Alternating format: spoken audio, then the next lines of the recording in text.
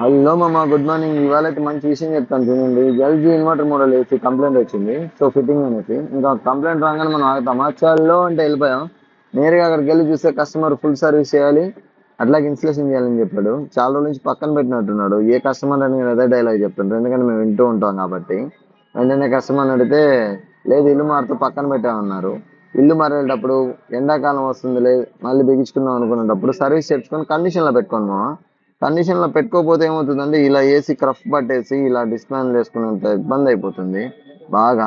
So కండిషన్లో ఉంటే అది మీకు బాగుంటుంది, లేదనుకోండి ఇలా డస్ట్ పట్టిపోయి మొత్తం బ్లాక్ అయిపోతుంది.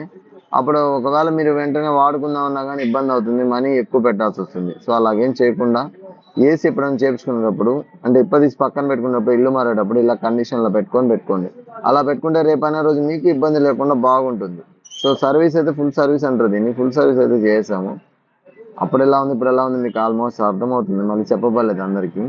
నేను ఒకటే చెప్తున్నాను అందరికీ, ఇన్వర్టర్ మోడల్ ఏసీలు అయితే కొనొద్దు. కరెంట్ బిల్ తక్కువ వస్తుందని కొనొద్దు. ఒక్క మదర్ బోర్డు పోయిందంటే మీకు మినిమం 10,000 పెట్టుకోవాల్సి వస్తుంది. సో మీరైతే ఇన్వర్టర్ని అయితే అవాయిడ్ చేయండి. ఇన్వర్టర్ అంటే చాలా మంది తెలీదు, కానీ ఇన్వర్టర్ ఏసీ అంటారు.